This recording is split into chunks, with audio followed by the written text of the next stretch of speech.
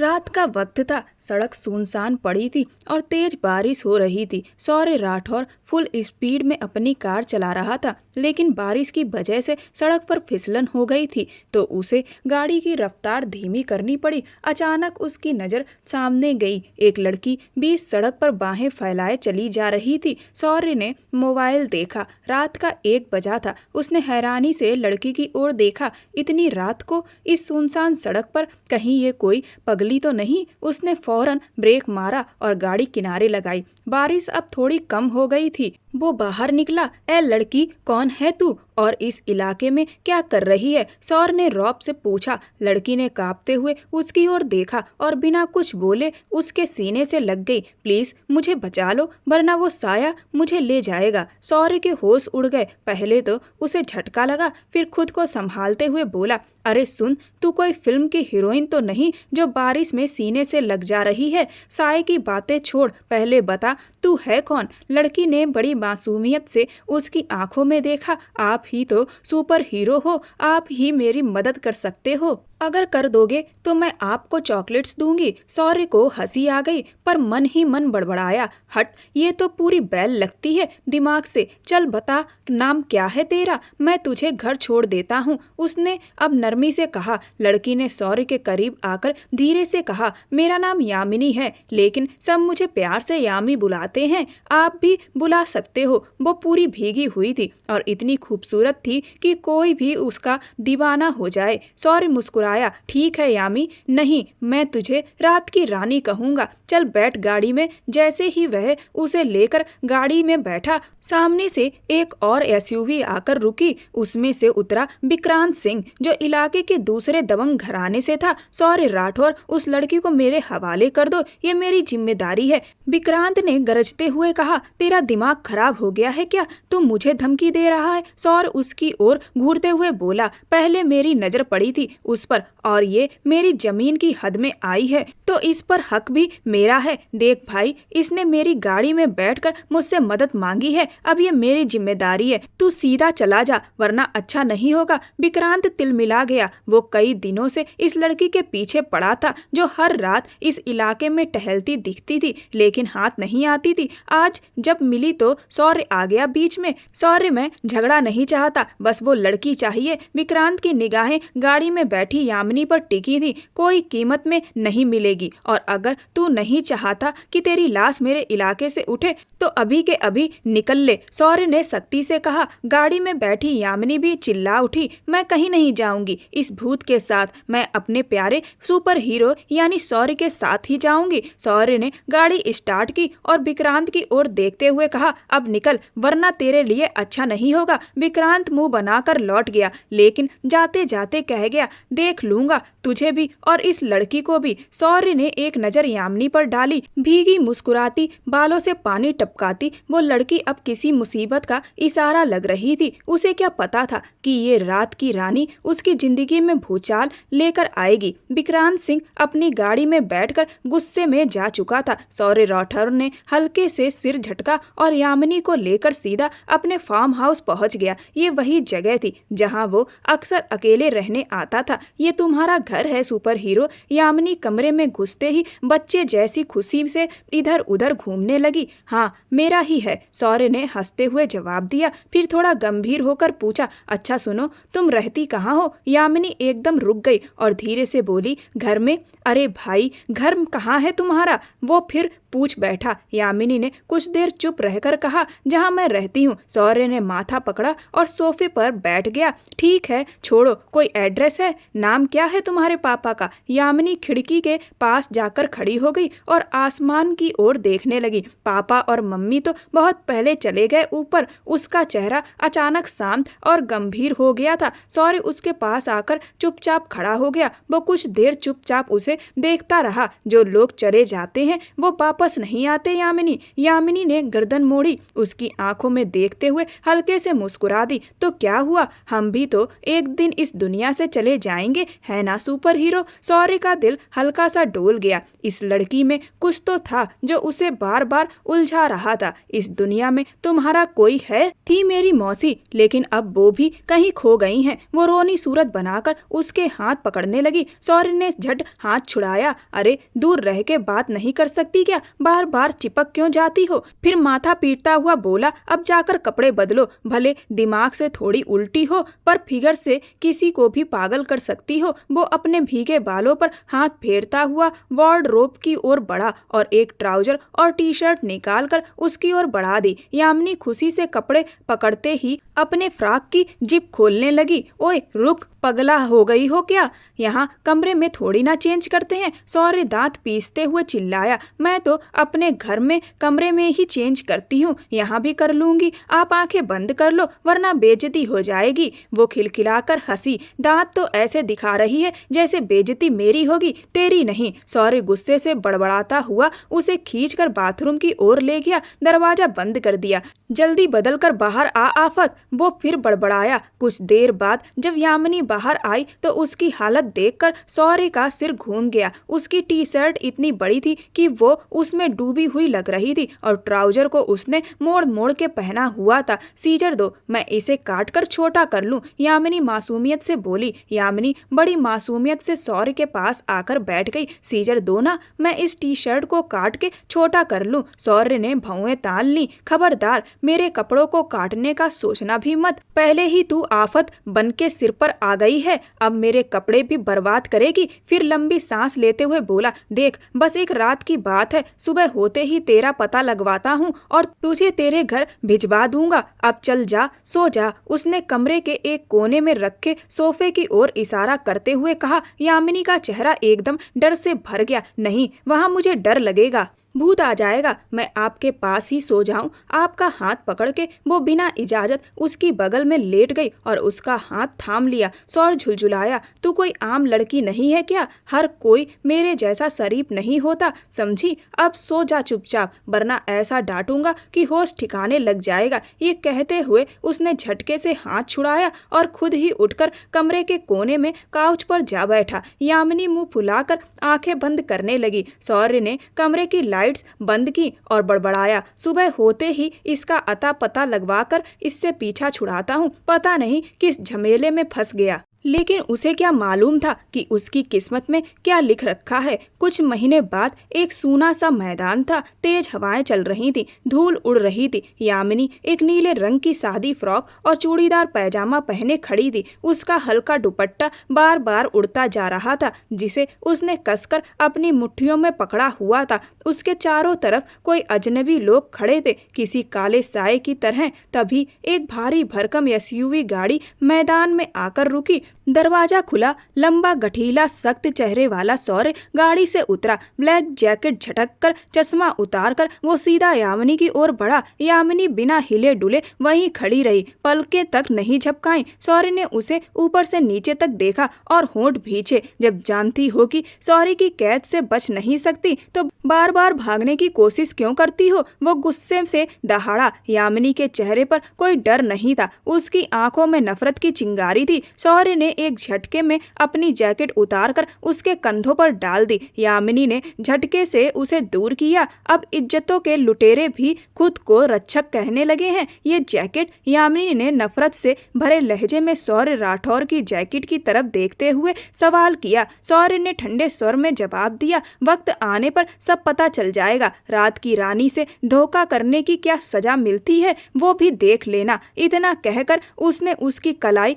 कसकर पकड़ ली और जबरदस्ती अपनी जीप की ओर खींचने लगा। सौर्य ने जीप स्टार्ट की और उसे अपने इलाके की ओर ले जाने लगा। रास्ते ऊंचे नीचे उबड़ खाबड़ थे। पीछे उसकी कुछ और गाड़ियां भी चल रही थी, लेकिन थोड़े फासले पर। यामिनी का गुस्सा 7वें आसमान पर था। वो पागलों की तरह किसी भी पल फट पड़ने को तैयार थी, लेकिन सौर्य ने उसकी कलाई कसकर पकड़ी हुई थी, इतना जोर से कि वो छुड़ाते छुड़ाते थक चुकी थी। सौर्य दरअसल अपने कुछ जरूरी काम निपटा चट्टाने वैली आया था। उसी वैली में उसका एक फार्म हाउस था जहाँ पिछले 2 महीने से उसने यामिनी को कैद कर रखा था। आज यामिनी किसी तरह छिपकर जीप में सवार हो गई और उसके साथ इस रास्ते पर आ निकली। शौर्य को भनक तक नहीं लगी और जब तक पता चला तब तक बहुत देर हो चुकी थी। शुक्र है वो दुश्मनों के इलाके में नहीं पहुंची, वरना शौर्य का दिमाग खौल रहा था। मन तो कर रहा है कि चलती जीप से इसे खाई में फेंक दूं ताकि इसकी अकल ठिकाने आ जाए।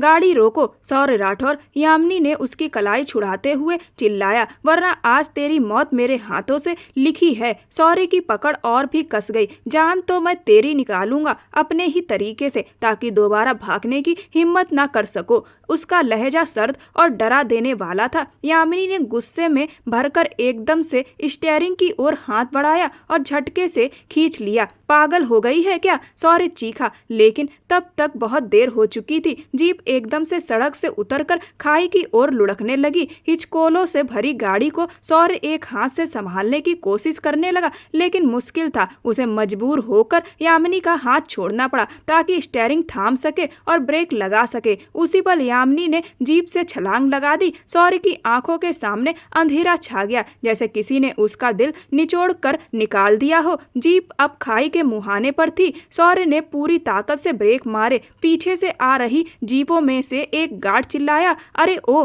मालिक की जीप तो खाई की तरफ जा रही है, जल्दी चलो। लेकिन तभी दूसरा गार्ड बोला, रुक जा, मालिक ने कहा था पास मत आना। उस गाड़ी में मैडम है, अगर उन्हें कुछ हो गया और हमारी नजर पड़ गई तो मालिक जान से मार देगा।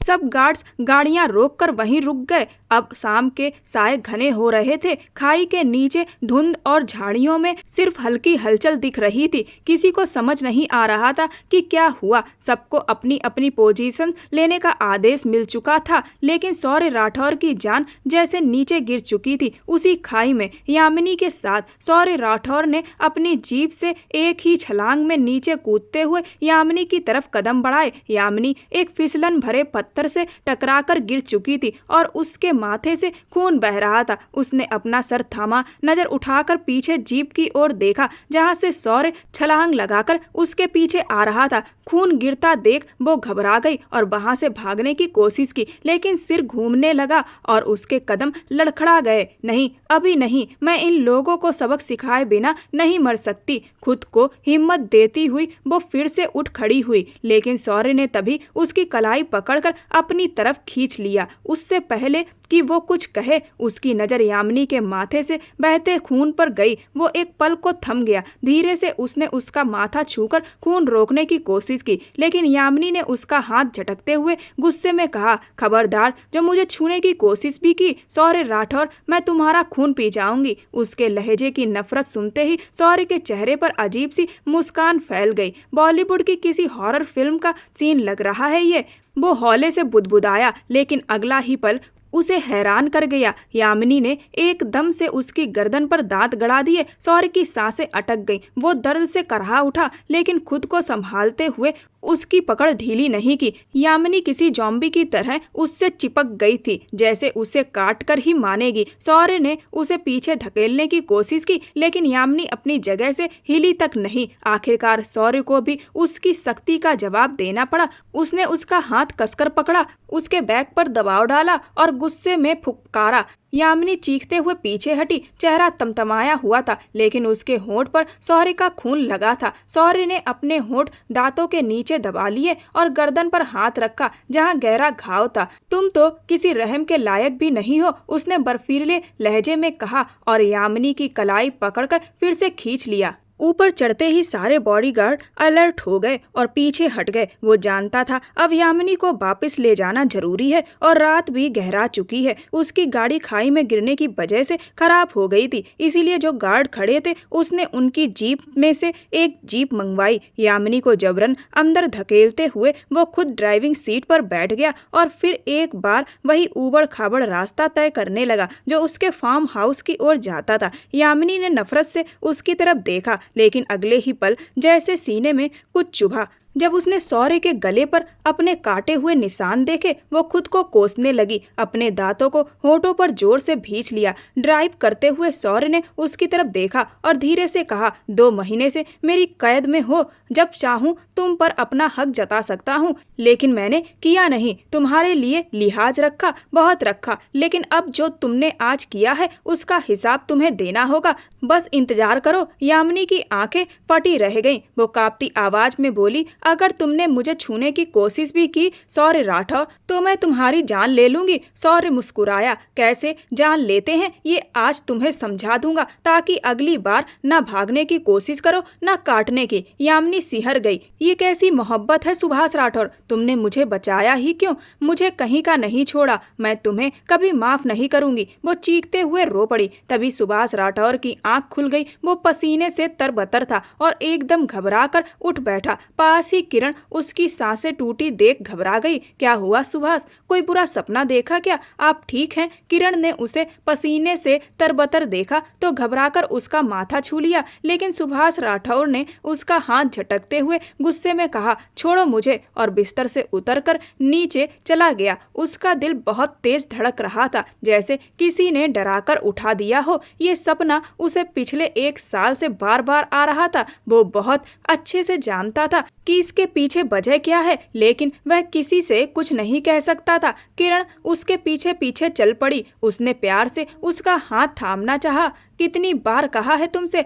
दूर रहा करो मुझसे। वो एकदम गुस्से से चिल्ला पड़ा और किरण का छोटा सा दिल कांप गया। उसकी आंखों में डर और चोट दोनों भर आए। अगले ही पल सुभाष ने खुद को उससे अलग किया और खिड़की के पास जाकर सिगरेट सुलगा ली। किरण डरते डरते फिर से बोली, अब ठीक हैं आप? सुभाष गहरी सांस भरता बाहर बारिश की ओर देखते हुए बोला, हाँ ठीक हूँ, जाओ जाकर सो जाओ। अब की बार उसका लहजा शांत था लेकिन ठंडा भी। किरण कुछ कहना चाहती थी पर खुद को रोककर चुपचाप बिस्तर की ओर लौट गई। वो वहीं बैठ गई और सुभाष को देखते देखते खामोश आंसू बहाने लगी। उन दोनों की शादी अरेंज थी। बचपन से ही उसका नाम सुभाष के साथ जोड़ा जाता था और उसने भी सुभाष को ही दिल में बसा लिया था, लेकिन वो नहीं जानती थी कि सुभाष के दिल में पहले से कोई और थी। 1 साल पहले की बात थी। सुभाष प्लीज मुझे गलत मत समझना, लेकिन असली प्यार क्या होता है मैं उससे मिलने के बाद ही समझ पाई। तुम मेरे बहुत अच्छे दोस्त हो, प्लीज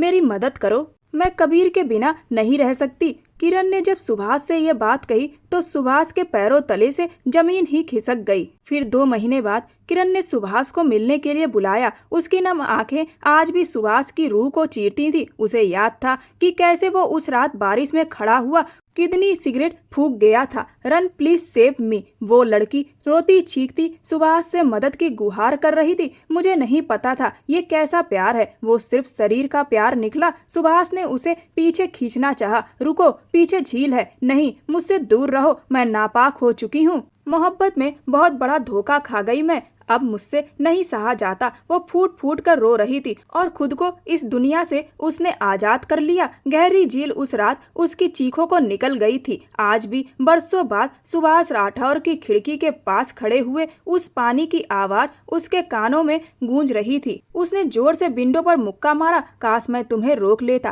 काश तुम्हें उसके पास जाने से रोक देता। काश आकाश का काला रंग और अंदर का सूनापन एक जैसे लग रहे थे। उसकी आंखों से 2 आंसू चुपचाप लुढ़क पड़े। वो पूरी रात यूं ही जागता रहा। दूसरी तरफ सौर्य राठौर अपनी गाड़ी में यामिनी को जबरदस्ती फार्म हाउस पर ले आया था। उसकी कलाई इतनी जोर से पकड़ी हुई थी कि निशान पड़ गए थे। वो सीधे उसे एक कमरे में ले गया और दरवाजा बंद कर दिया।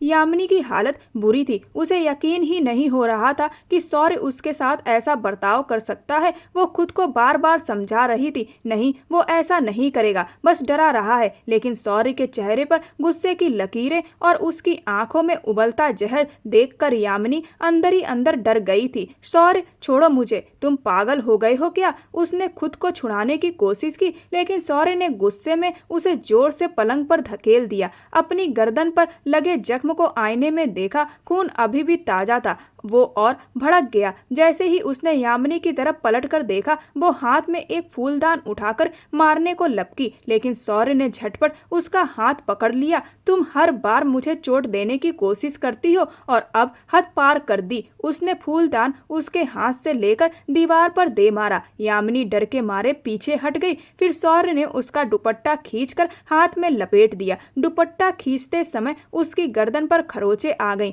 वो सिसक पड़ी, रोने लगी, लड़खड़ाकर 2 कदम पीछे हट गई। उसके माथे से बहता खून अब थम चुका था, लेकिन जख्म अब भी ताजे थे। पर शौर्य राठौर को उसकी तकलीफ की कोई परवाह नहीं थी। उसकी आंखों में नफरत और जिद दोनों थी। मोहब्बत का नाम कहीं नहीं था। बहुत बेकाबू हो रही हो ना तुम। तुम्हारे अंदर की आग को अभी ठंडा करता हूँ, शौर्य ने गहराते हुए कहा। शौर्य ने उसे कस के पकड़कर खींचा। यामिनी की सांसें सीने में अटकी थी, आंखों में नमी लहराई। शौर्य, तुम मेरे साथ जबरदस्ती नहीं कर सकते, वो हकला के बोली। उसे फिर से वार्निंग दे रही थी। मैं तुम्हारे साथ क्या कुछ कर सकता हूँ, अभी तुम्हें थोड़ी देर में पता चल जाएगा, वो लड़खड़ाते हुए लफ्जों में बोली थी। अगर तुमने अपनी हद पार की शौर्य, तो मैं जान दे दूंगी अपनी। वो अब की बार अपने आंसू ना रोक पाई। न मेरी जान, रोना नहीं, ये आंसू नहीं बहने चाहिए। इन्हें बचा के रखो मेरी चाहत के लिए। इनको बहाने की अभी ठोस वजह दूंगा।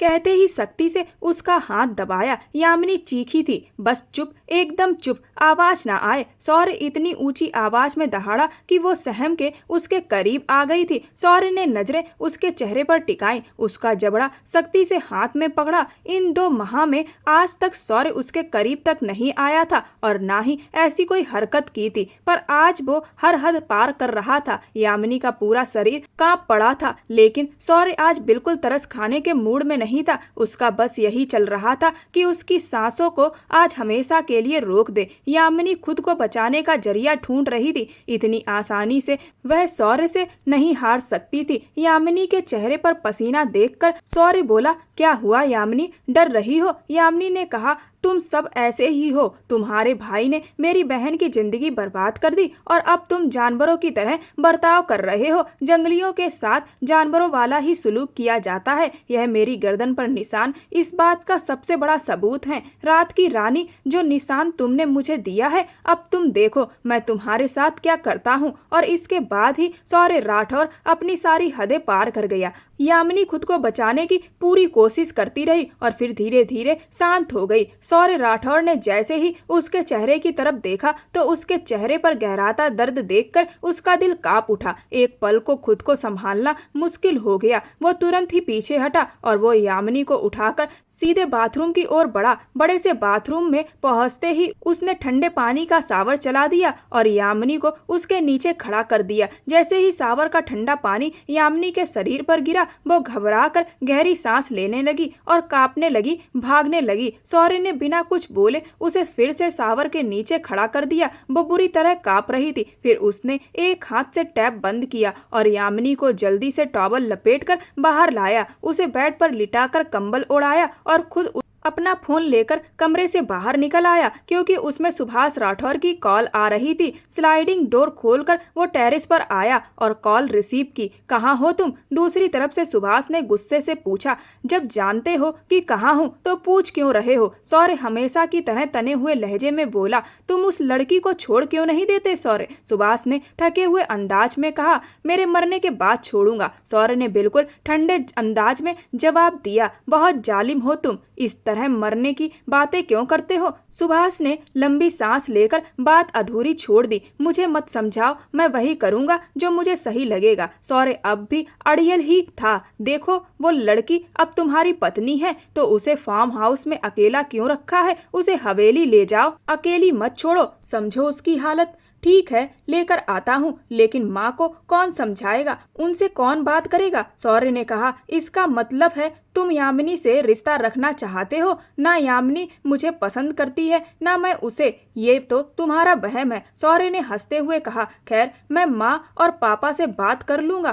तुम बस उसे हवेली ले जाओ। इतना कहकर सुभाष ने कॉल काट दी। शौर्य जब कमरे में लौटा तो यामिनी वहां नहीं थी। उसे याद आया कि दरवाजा तो लॉक था, जो ऑटोमेटिक लॉक है और बिना उसकी फिंगरप्रिंट के खुल नहीं सकता। मतलब वो कहीं बाहर नहीं गई, कमरे में ही है। उसने नजरें घुमाई और बाथरूम की ओर देखा। दरवाजा बंद था। सौर्य के चेहरे पर हल्की मुस्कान आ गई। वह धीरे धीरे बाथरूम की ओर बढ़ा, दरवाजे पर हाथ रखा और दरवाजा खुल गया। सब कुछ ऑटोमेटिक था, उसकी फिंगर से जुड़ा हुआ। अंदर यामिनी एक कोने में सहमी सकुचाई खड़ी थी, दिल थामे उसे देख रही थी। तो मेरी रात की रानी को लगा था कि खुद को मुझसे छुपा लेगी। सौर्य की आवाज में डराने वाला मजाक था। वो कांप रही थी, लेकिन सौर्य ने आगे बढ़ते ही उसे पकड़ा और फिर से बाहर लेकर आया। बिस्तर पर बैठाते हुए उसने धीरे से उसके माथे के बाल पीछे किए और वहां लगे जख्म को बहुत सलीके से साफ करने लगा। यामिनी बस चुपचाप उसे देखती रही।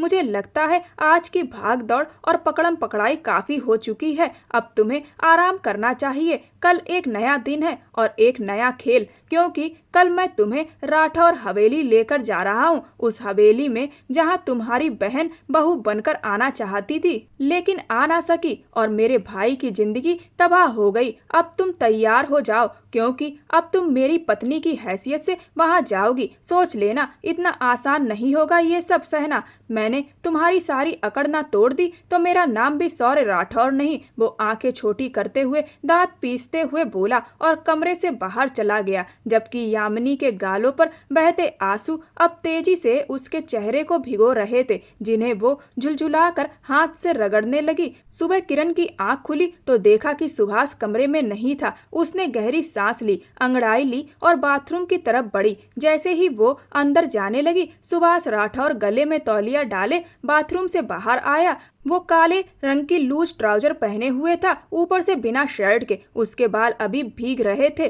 दोनों आमने सामने टकरा गए। किरण ने जल्दी से अपने कदम रोके, लेकिन उसका चेहरा सुभाष की हुड्डी से टकरा गया। वो झटके से पीछे हुई, तभी सुभाष ने उसकी कमर में हाथ डालकर उसे थाम लिया। क्या कर रही हो? गिर जाती तो? उसने फिक्र जताते हुए कहा। सॉरी, गलती से टकरा गई थी, वो हकलाती हुई बोली और अपने चेहरे पर बालों की लट को हटाकर छुपी शर्म को छिपाने लगी। सुभाष ने उसका हाथ थाम लिया। एक पल को दोनों एक दूसरे की आंखों में देखते रह गए। आज सौर्य अपनी पत्नी को हवेली ला रहा है। सुभाष ने बात शुरू की। किरण को पहले ही पता था कि सौर्य ने गुपचुप शादी कर ली है और कभी भी अपनी पत्नी को हवेली ला सकता है। उसका बर्ताव शायद तुम्हें पसंद न आए, लेकिन कुछ भी हो तुम खामोश रहना, सुभाष ने कहा। किरण ने कुछ नहीं कहा, बस चुप रही। सुभाष अपना कपड़ा लेकर ड्रेसिंग रूम की ओर चला गया और किरण चुपचाप बाथरूम का दरवाजा खोलते हुए अपने होठों पर हाथ रख के खड़ी रह गई।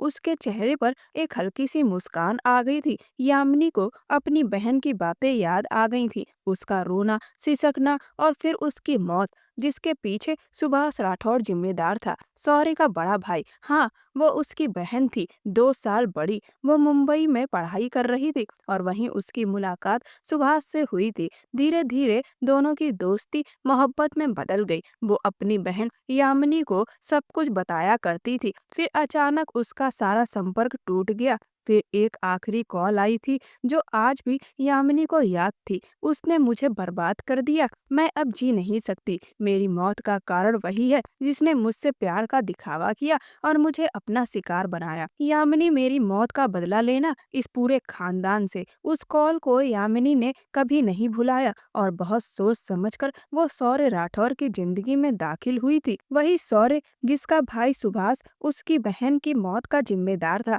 उसने जानबूझकर रास्ता काटा था सौर्य का, खुद को उसके फार्म हाउस तक पहुंचाया और ड्रामा करते करते उसके करीब आई। लेकिन सौर्य कोई आम आदमी नहीं था। एक हफ्ते में उसने सब कुछ पता कर लिया और 2 महीने पहले यामिनी से गुपचुप शादी करके उसे अपने फार्म हाउस में कैद कर लिया। वो जो बदले के इरादे से आई थी, वो खुद अब सौर्य की गिरफ्त में थी। लेकिन अब सौर्य ने कहा था कि वो उसे हवेली लेकर जाएगा। इसका मतलब था कि यामिनी अपने मिशन को पूरा करने के करीब थी। मगर सौर्य की आज की हरकत ने उसे अंदर तक झकझोर दिया था। उसकी पूरी रात नींद और जागने के बीच बीती। सुबह तक वो डरी हुई थी। सौर्य राठौर का खौफ उसके जिस्म और दिमाग दोनों में बैठ गया था। जिसने 2 महीने पहले शादी तो की, लेकिन आज तक उसे हाथ तक नहीं लगाया था। पर बीती रात सब कुछ बदल गया। वो पूरी रात चैन से सो नहीं सकी। आंखें सूजी हुई थी। सुबह की हल्की रोशनी कमरे में फैलने लगी तो उसने धीरे धीरे भारी पलकों को खोला। सौर्य राठौर, तुम मुझे उस राठौर हवेली ले जाओगे, उसी हवेली में जहाँ मेरी बहन जाने के सपने देखती थी? उसने धीमे से खुद से कहा। उसके होठों पर एक सख्त मुस्कान आ गई।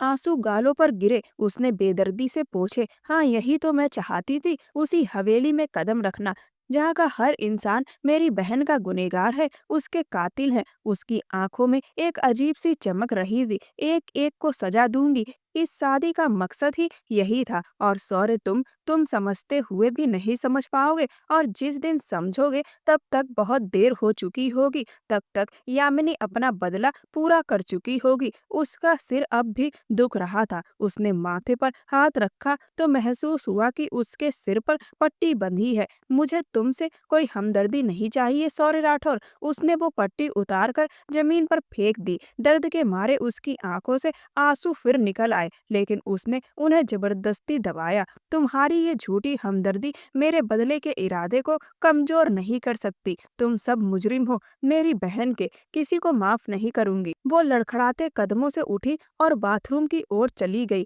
कुछ देर बाद वो बाहर आई तो देखा सौर्य वहीं था, कमरे के सोफे पर बैठा, टांग पर टांग चढ़ाए। उसे देखकर यामिनी ने गुस्से और नफरत से अपना मुंह फेर लिया। उसे कुछ पहनने को कपड़े चाहिए थे, लेकिन अलमारी में उसके कपड़े नहीं थे। फिर उसकी नजर सोफे के पास रखे एक शॉपिंग बैग पर गई। सौर्य की नजरें भी वहीं टिकी थी, सख्त, गहरी, तीखी। यामिनी ने आगे बढ़कर वह बैग उठाया और ड्रेसिंग रूम की तरफ चली गई। बैग में से जो ड्रेस निकली वो एक बेहद खूबसूरत सूट था। वो कुछ पल के लिए ठहर गई। सफेद और हल्के गुलाबी रंग के मेल में वो लिबास किसी बेशकीमती चीज से कम नहीं था। एक पल को यामिनी का दिल उस ड्रेस को देखकर पिघला, लेकिन अगले ही पल उसने खुद को संभालते हुए सिर झटका और तैयार होकर बाहर आ गई। सौर्य राठौर पहले से ही कमरे में मौजूद था। उसकी पोजीशन में ज्यादा बदलाव नहीं आया था, बस इस बार उसके हाथ में मोबाइल था। यामिनी को बाहर आते देख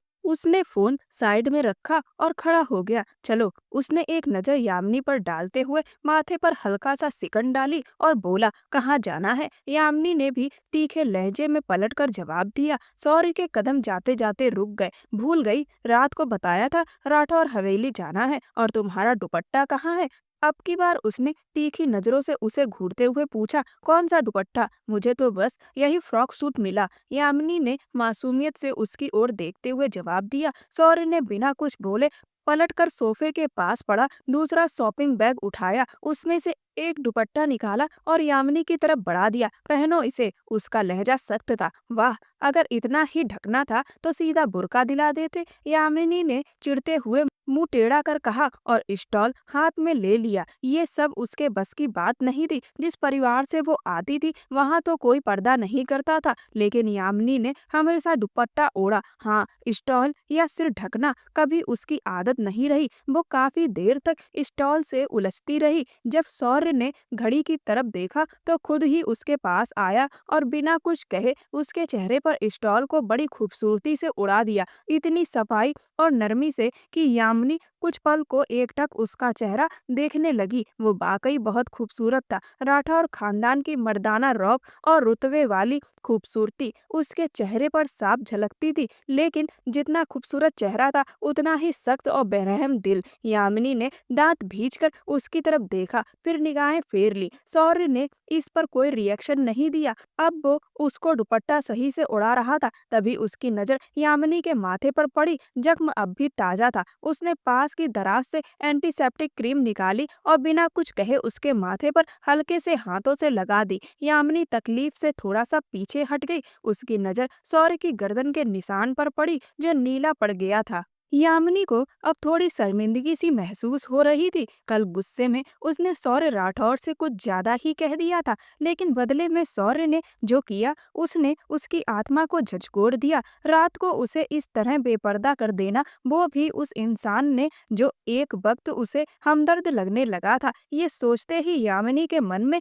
फिर से कसक और कड़वाहट भर गई। वो चुपचाप अपना छोटा सा पर्स थामे फार्म हाउस से बाहर आई। सौर्य ने बिना कुछ बोले उसे कार में बैठाया और खुद ड्राइविंग सीट पर आ गया। कार राठौर हवेली की तरफ चल पड़ी। करीब 1.5-2 घंटे का सफर था, लेकिन यामिनी को ये रास्ता अब भारी लगने लगा था। उधर राठौर हवेली में सुभाष राठौर सुबह सुबह ही हवेली पहुंच गया था। उसने माँ बाप को सौर्य की शादी के बारे में बता दिया था। पहले तो सब हैरान रह गए, लेकिन धीरे धीरे सुभाष की बातों ने उन्हें मना लिया। अब हवेली में सभी बेसब्री से नए जोड़े का इंतजार कर रहे थे। किरण बेटा, जरा सौर्य के कमरे की तैयारी देख लेना। शांति जी ने अपनी बड़ी बहू को प्यार से आवाज दी। जी अम्मा जी, सब तैयार है। दावत की भी बढ़िया तैयारी करवाई है, आप चिंता मत करिए, किरण ने मुस्कुराकर जवाब दिया। किरण इस हवेली को अपना घर मानती थी, सभी की इज्जत करती थी। रास्ते में कार अचानक झटका खाकर रुकी। यामिनी ने चौंक कर देखा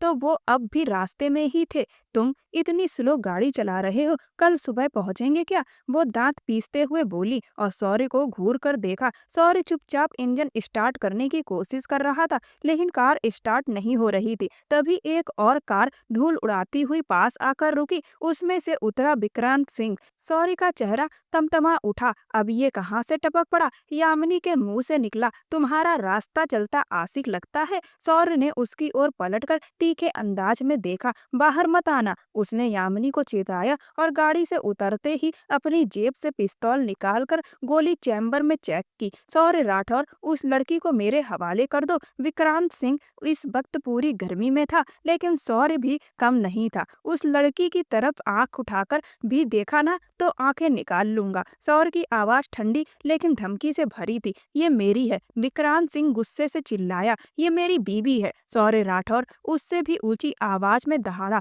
दोनों के बीच का माहौल एकदम सुलग उठा। झूठ, बकवास, इस लड़की पर पहला हक मेरा है। विक्रांत ने गन सीधी सौर्य की तरफ तान दी। सौर्य ने भी पलटकर उसी तीखे लहजे में जवाब दिया, हक की बात मत कर विक्रांत सिंह, अगर मेरी बीवी के बारे में एक शब्द भी और कहा ना तो गोली मार दूंगा। अभी मामला और बिगड़ने ही वाला था कि तभी किसी की कड़कती आवाज ने सब कुछ थमा दिया। बस करो दोनों। सुभाष राठौर की एंट्री ने जैसे सारा गुस्सा एक पल में ठंडा कर दिया। यामिनी की निगाह उस रौबदार शख्स पर पड़ी, वही इंसान जिसकी वजह से उसकी बहन की जिंदगी तबाह हुई थी। सबसे पहले इसी कातिल को सजा दूंगी, यामिनी मन ही मन फुफकारती रही। गाड़ी हटाओ रास्ते से, सुभाष ने विक्रांत को घूरते हुए कहा, वरना राठौर लोग ना तो अपनी इज्जत पर हाथ उठाने देते हैं और ना किसी पर हाथ छोड़ने से डरते हैं। सुभाष के ठंडे मगर सख्त लहजे ने विक्रांत के हाथ हिला दिए। वो जानता था सुभाष शांत जरूर था, पर जब उसका दिमाग पलटता था तब वो किसी को नहीं छोड़ता। विक्रांत चुपचाप पीछे हट गया। सुभाष सौर्य की तरफ मुड़ते हुए बोला, चलो हवेली में, सब तुम्हारा इंतजार कर रहे हैं। फिर उसने यामिनी की तरफ देखा। उसकी नीली आंखों में नरमी और अपनापन था जो एक पल के लिए उसे रोक गया, लेकिन अगले ही पल यामिनी की नफरत फिर जाग उठी। यही है ना वो आदमी जिसने मेरी बहन के साथ गलत किया और उसे मार डाला। यामिनी गुस्से में कांप गई। सौर्य का जबड़ा कस गया। अपनी जुबान संभालो, उसने सख्त लहजे में कहा, अगर मेरे भाई के बारे में एक और गलत लफ्ज कहा ना तो जुबान खींचकर बाहर निकाल लूंगा। अगर तुम चाहते हो कि मैं चुप रहूं तो मुझे अपनी हवेली मत ले जाओ, वरना वहां जाकर सब कुछ तबाह कर दूंगी। ना जुबान रुकेगी ना हाथ, यामिनी ने साफ साफ कहा। सौर्य चुप रहा। उसके सारे जवाब अब हवेली में ही मिलने थे। राठौर हवेली में। जैसे ही गाड़ी हवेली के मेन गेट तक पहुंची, दरवाजा खुला और उस तरफ फूलों की बारिश हो रही थी। ये सब देखकर यामिनी का गुस्सा थोड़ी देर को ठहर गया। अचानक हवेली के मर्दाना हिस्से से एक जोर की फायरिंग की आवाज आई, जिससे यामिनी बुरी तरह सहम गई। उसने अचानक सौर्य का बाजू थाम लिया, लेकिन अगले ही पल झटक कर खुद को अलग कर लिया। सौर्य ने कुछ नहीं कहा। उसका हाथ थामे वो उसे हवेली के अंदर ले गया, जहाँ अब असली खेल शुरू होने वाला था।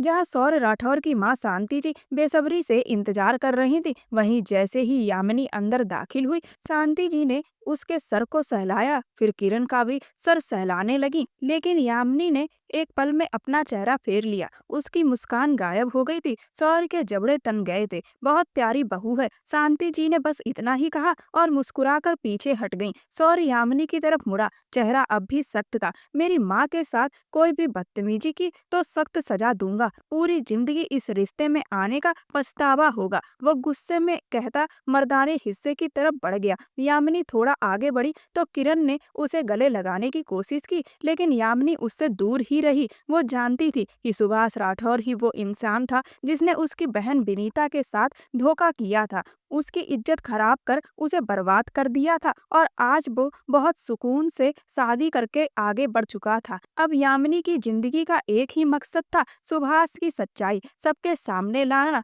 वो जाकर सोफे पर बैठ गई और अंदर ही अंदर तेजी से सोचने लगी, अब क्या करना है, कैसे करना है। तो तुम हो सुभाष राठौर की बीवी? यामिनी अकेले में किरण के कमरे में जा पहुंची। किरण मुस्कुराई, हाँ तुम जानती हो तुमने मेरी बहन की जगह ली है। यामिनी की बात सुनते ही किरण का चेहरा चौंक उठा। क्या मतलब? तुम्हारे पति ने मेरी बहन विनीता को प्यार के नाम पर फंसाकर उसकी इज्जत खराब की थी और फिर उसे मरने के लिए छोड़ दिया। वो अब इस दुनिया में नहीं है। कहते हुए यामिनी की आंखों से आंसू बह निकले। उसी वक्त सुभाष और सौर्य दरवाजे से अंदर आते हैं। दोनों सन्न रह जाते हैं। ये सुनकर सौर्य तुरंत आगे बढ़कर यामिनी का हाथ पकड़ लेता है। सॉरी भाभी, यामिनी को कोई गलतफहमी हुई है, इसे थोड़ा मानसिक तनाव है, तो इसकी बातों को दिल पर मत लेना। वो यामिनी को जबरदस्ती कमरे से बाहर खींच लाता है। छोड़ो मुझे, क्या बदतमीजी है, मैं कहीं भाग नहीं रही। यामिनी गुस्से में चिल्ला रही थी। तो फिर बताओ क्यों गई थी भाभी के कमरे में, क्या कह रही थी उनसे, और क्यों घुसी उनके कमरे में? सौर्य दरवाजा बंद कर देता है और यामिनी को कोने में रोककर खड़ा हो जाता है। क्या कहना चाहते हो? क्या मेरे किरदार पर शक कर रहे हो? यामिनी आंखों में गुस्सा लिए बोली, अगर शक करता होता तो उस दिन करता जब तुम मुझे नशे की हालत में सड़क पर मिली थी, फिर मेरे फ्लैट में मेरे साथ एक ही कमरे में सोई और अपनी हर हद पार कर गई थी। सौर्य की आवाज में कड़वाहट थी। बस करो, बहुत बकवास कर चुके। यामिनी ने उसे पीछे धकेलते हुए कहा, तुमने कभी मुझ पर भरोसा किया ही नहीं। चलो आज तुम्हें यकीन दिला ही देता हूँ। वो यामिनी के जख्मी पीठ के पास हाथ ले जाता है और कहता है, तुम्हारी पीठ पर दाहिनी तरफ एक तिल है, बहुत ही छोटा। झूठ, बकवास। यामिनी पीछे हट गई डर और गुस्से के साथ, और एक तिल यहाँ भी है। अब की बार उसका हाथ कंधे के पास था। यामिनी का पूरा शरीर कांप गया। वो खुद को अलग करती रही, लेकिन वो लम्हा उसके लिए बहुत भारी था। सौर्य ने उसे कस के पकड़ा। छोड़ो मुझे, ये क्या कर रहे हो तुम?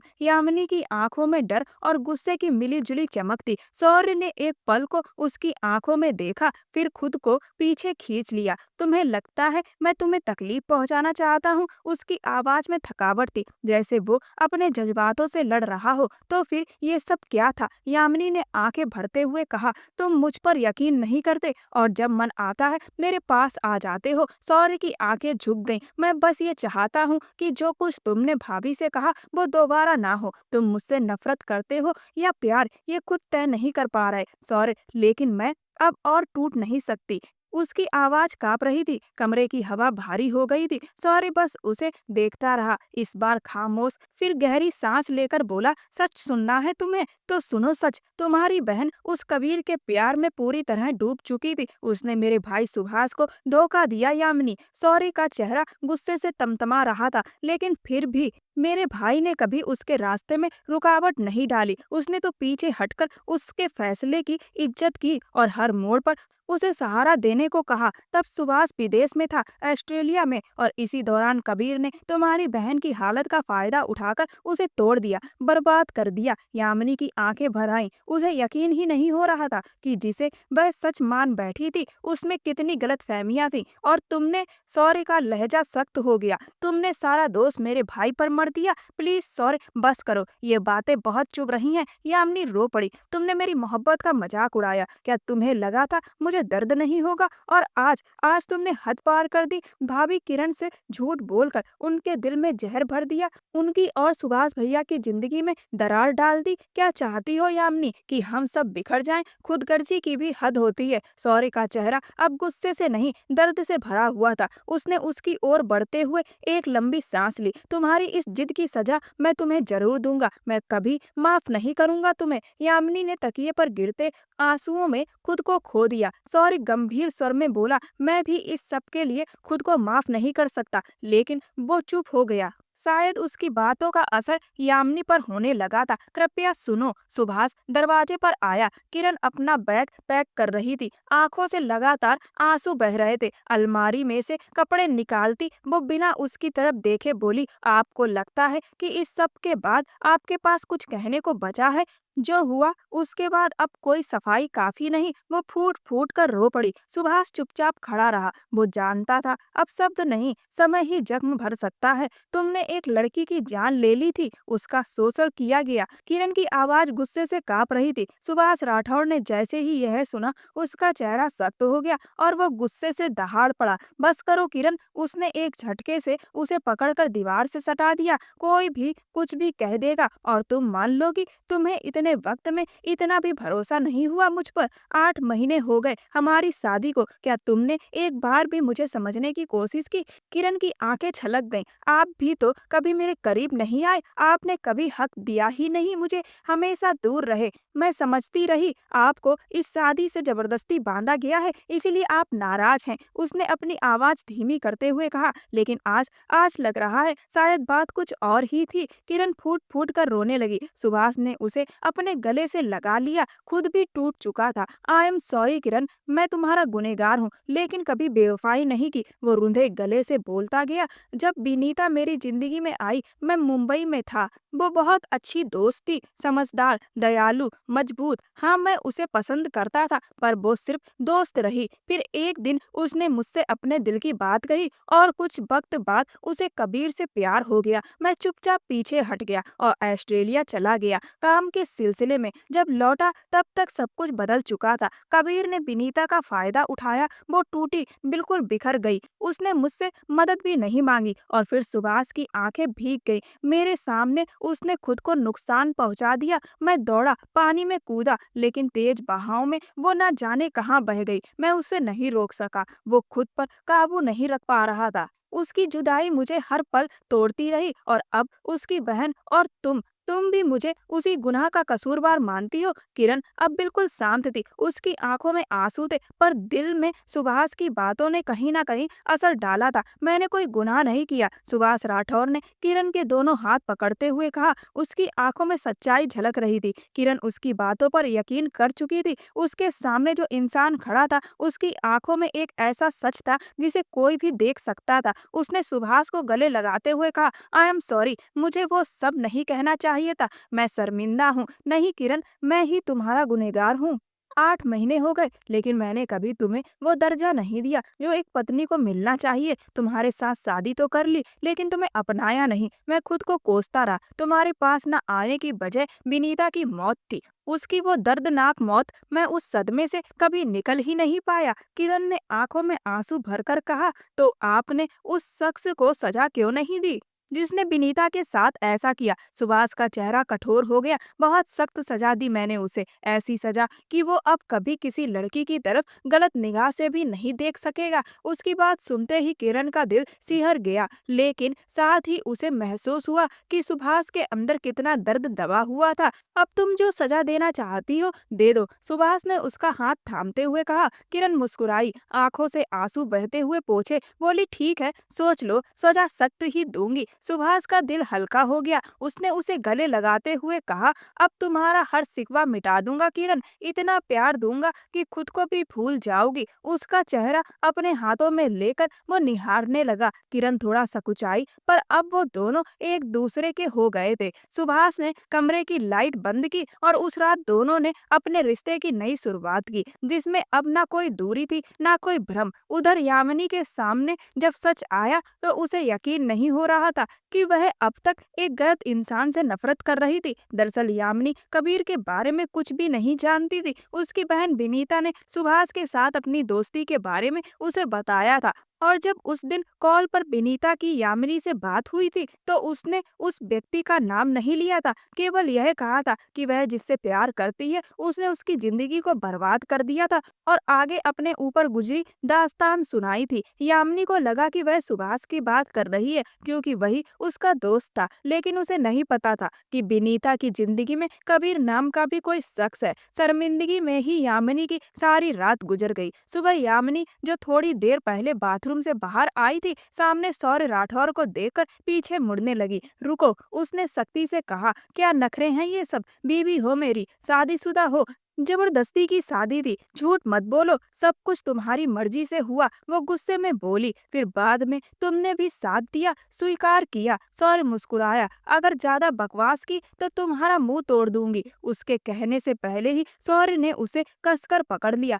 यामिनी ने खुद को छुड़ाने की कोशिश की, लेकिन सौर्य की पकड़ मजबूत थी। कुछ देर बाद वो भी थक कर उसके गले से लग गई। काश मैं कबीर को ढूंढ पाता, उसे वही सजा देता जो उसने विनीता को दी थी। सौर्य के चेहरे पर गुस्से की लकीरें थी, पर सुभाष भाई ने उसे वैसी ही सजा दी थी, सख्त और बिना माफी के। अब वो ना जिंदा है ना मरा, सिर्फ सजा भुगत रहा है। अब सौर्य भी संजीदा हो गया। सुभाष ने सब कुछ सहा, लेकिन एक शब्द भी नहीं बोला। यामिनी को भी बुरा लगा। उसने कभी तुमसे सख्ती नहीं की, उसने हमेशा तुम्हारे लिए नरमी रखी। हमारी शादी से पहले ही सब जान चुके थे सुभाष भाई, वो चाहते तो मुझे रोक सकते थे, सौर्य राठौर ने कहा, लेकिन उन्होंने ऐसा नहीं किया क्योंकि उन्हें समझ आ गया था कि उनका छोटा भाई अब मोहब्बत में पड़ चुका है और इश्क की राह का मुसाफिर बन गया है। उसने यामिनी के माथे को प्यार से छुआ, लेकिन जो तुमने रात को किया उसे मैं माफ नहीं करूंगा। वो गंभीर हो उठा, मैं बदला लूंगा, मंजूर है मुझे। यामिनी ने बिना हिचक जवाब दिया, आज रात तुम सब कर लेना जो तुम चाहो। वो बोल रही थी और सौर्य का चेहरा देख रही थी। फिर अचानक उसने सौर्य के सीने पर मुक्के बरसाने शुरू कर दिए।